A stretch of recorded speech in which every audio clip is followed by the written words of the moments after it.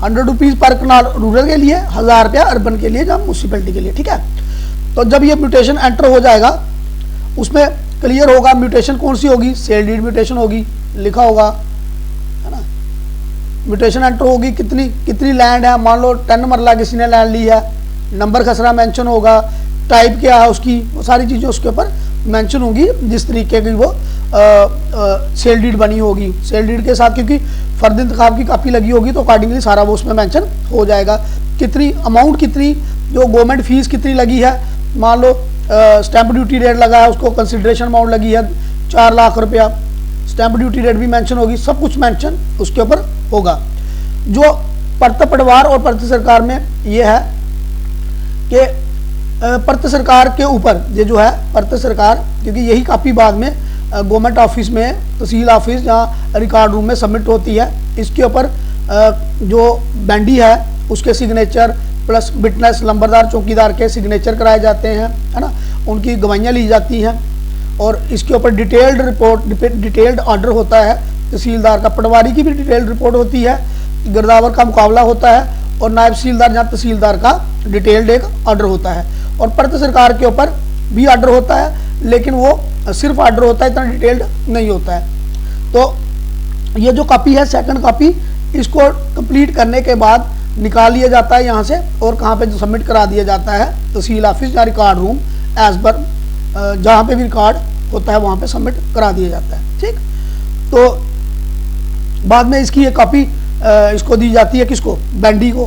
Bandy एक इसकी copy ले लेता है फॉर फर्दर अपने रिकॉर्ड के लिए, अपनी इंटीमेशन रेफरेंस के लिए। ठीक है, तो ये होता है बे किसका, सेल डीड म्यूटेशन का या बयानामे के इंतकाल का। बाकी सारे इंतकाल ऐसे ही होते हैं, 2 ही कापी होती हैं सबकी सेम, जैसे यहाँ मैंने बताया परत सरकार और परत पटवार रहती है, सिमिलरली हर एक इंतकाल में ऐसा ही होता है। ठीक है, तो नेक्स्ट अगर हम देखें मॉर्गेज की बात कर लेते हैं। मॉर्गेज या रहन बोलते हैं। फॉर एग्जांपल किसी आदमी ने कोई होम लोन लेना है अपनी लैंड के ऊपर, या किसी और तरीके से अपनी ज़मीन जो है किसी और लोन के लिए अपनी ज़मीन जो है वो बैंक के पास मॉर्गेज करना चाहता है, या किसी और अथॉरिटी के पास वो मॉर्गेज करना चाहता है, रहन रखना चाहता है। ठीक है, फॉर एग्जांपल हम बात करते हैं, लेट अस सपोज, बड़ी कॉमन बात है होम लोन के लिए। अगर किसी ने होम लोन लेना है, अब वो क्या करेगा, सबसे पहले वो अप्लाई करेगा एक फ़र्द इंतखाब के लिए अकॉर्डिंग टू बैंक के हिसाब से, जिस बैंक से लोन लेना है तो अप्लाई करेगा फ़र्द इंतखाब के लिए। जब उसको फ़र्द इंतखाब जारी हो गया लोन के लिए तो वो बैंक लोन के लिए क्या करेगा, अप्लाई करेगा। ठीक, अब वो बैंक लोन के लिए जब अप्लाई करेगा तो सिमिलरली उसकी एक फिर डीड बनेगी, जैसे हमने वहाँ सेल डीड में कहा था, तो यहाँ पे बनेगी, क्या बनेगी, यहाँ पे मॉर्गेज डीड बनेगी। ठीक है, मॉर्गेज डीड बनेगी। अब जो मॉर्गेज डीड है इसका भी फिर क्या होगी, म्यूटेशन हो सकती है।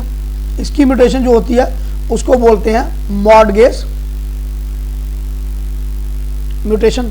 ठीक है, यानी कि अब उसमें राइट मिल जाएंगे उस बैंक को कि कल को अगर वो आदमी अपना लोन सब नहीं देता है या अपनी इंस्टॉलमेंट टाइम पे नहीं देता है, चलो इंस्टॉलमेंट टाइम पे नहीं देता है, 1-2 बार तो चल जाता है, कि बंदा एक रेगुलर डिफॉल्टर ही हो जाए, इन दैट केस वो बैंक जिसने उसको होम लोन या लोन दिया हुआ है किसी भी तरीके का, तो उसकी जो लैंडेड प्रॉपर्टी जो उसने बैंक के पास क्या करी है, मान लो ये प्रॉपर्टी है उसकी लैंडेड प्रॉपर्टी, बैंक के पास उसने क्या की है, मॉर्गेज दी है, बैंक को रहन दी है, तो बैंक उसके ऊपर कब्जा कर सकता है। इसलिए ये म्यूटेशन होता है। ये म्यूटेशन इसलिए होता है बैंक जो कोई अथॉरिटी जिसने लोन दिया हुआ है वो अपने कल को वो डिफॉल्टर हो जाता है आदमी, तो वो अपना बैंक का जो रिकवरी करने के लिए, जो लोन रिकवरी करने के लिए कल को उसको राइट मिले हैं वो रिकवरी कर सकता है। राइट किस उससे मिलते हैं, म्यूटेशन से, दैट इज मॉर्गेज और रैन की म्यूटेशन। ठीक है, रैन की वजह से या मॉर्गेज की वजह से उसको क्या मिलते हैं, बैंक को राइट मिलते हैं। ठीक, तो ये तो था इसका नेगेटिव एस्पेक्ट जो हमने देखा कि बंदा अगर जो मॉर्गेजर है वहां पे इन्वॉल्व हुई थी दो टर्में, एक हुआ था बेंडर और एक हुआ था बेंडी। यहाँ पे सिमिलर एक मॉडगेजर, मॉडगेज जिसने कराना है, और एक मॉडगेजी बैंक जहाँ जो भी है, ठीक है। एक को मॉडगेजर कहा जाता है और एक को मॉडगेजी कहा जाता है, ठीक है। तो ये तो हमने देखा कि अगर नेगेटिव एक्सपेक्टर हमने देखा कि अगर वो लोन नहीं देता तो बैंक उसकी लैंड के ऊपर कब्जा जहाँ एक्शन कुछ भी कर सकती है ना, तो इसीलिए वो बैंक मॉडगेज की रहन की इंतकाल करा लेता है जब म्यूटेशन कराता है।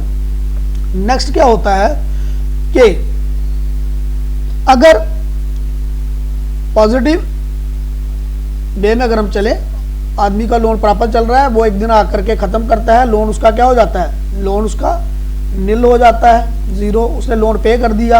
अब तो उसको जरूरत नहीं ना अब कि अपनी लैंड जो है वो बैंक के पास मॉडगेज रखे, है ना, तो कुछ और उसके ऊपर कर सकता है ना।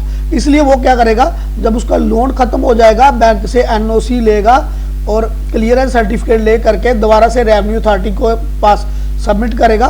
दोबारा से सिमिलरली एक और म्यूटेशन हो सकता है जिसको रिडम्पशन ऑफ मॉडगेज कहा जाता है, जहाँ उसकी जो म्यूटेशन जो है पहले की रैन की म्यूटेशन हुई है उसको खारिज करना कहा जा सकता है। उसका वाला जब रैन वाला म्यूटेशन खारिज होगा तब से लेके वो फिर वापस उसकी सिमिलर जैसे पहले उसके पास राइट थे, चाहे उसने ज़मीन खरीदी थी या लैंडेड प्रॉपर्टी थी या इनहेरिटेड प्रॉपर्टी थी उसकी, तो सिमिलर राइट उसके दोबारा से रिस्टोर हो जाएंगे। अब वो ज़मीन जो है दोबारा उस आदमी की प्रॉपर्टी दोबारा उस आदमी की अपनी हो जाएगी।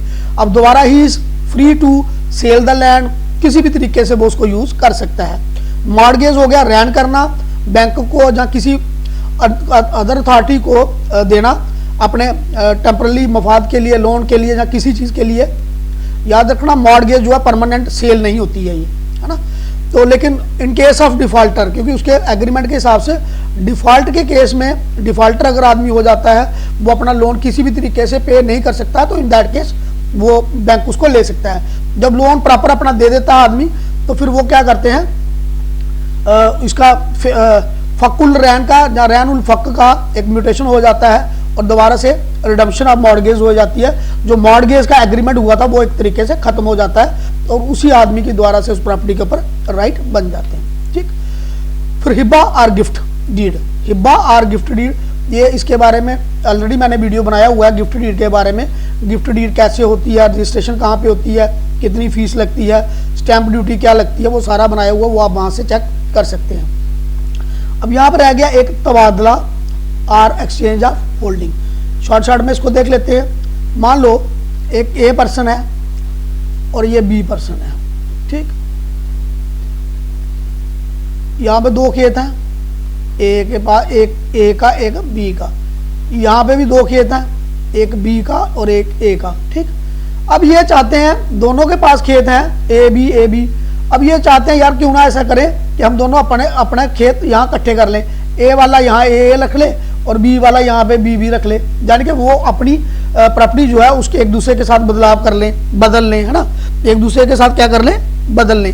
तो इस तरीके का जो म्यूटेशन होती है उसको बोला जाता है तबादले का इंतकाल, आपस में बदलना, अपनी होल्डिंग को एक्सचेंज कर लेना एक दूसरे के साथ। इस तरीके की म्यूटेशन को बोलते हैं क्या, तबादला, ठीक है। नाम से ही दिख रहा है, एक मतलब आमतौर पे लोग अपनी ज़मीन को एक जगह पे अपनी सहूलियत के हिसाब से इकट्ठी करने के लिए, कई बार कोई आदमी चाहता है कि मुझे मेरी यहाँ पे इकट्ठी ज़मीन हो जाए, दूसरा चाहता है मेरी यहाँ पे हो जाए, तो आपस में वो क्या कर लेते हैं, तबादला कर लेते हैं। Such type of mutation is called तबादला और एक्सचेंज ऑफ होल्डिंग, ठीक है।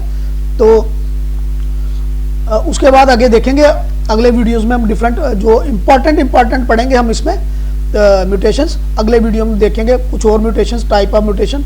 मुझे लगता है 2-3 वीडियोस के ऊपर और बन जाएंगे। Thank you so much for watching this video. I hope you must have learned lot from this video. तो अगर आपने वाकई कुछ इसमें सीखा होगा तो kindly like share subscribe my channel. Thank you so much for watching this video. Thank you so much.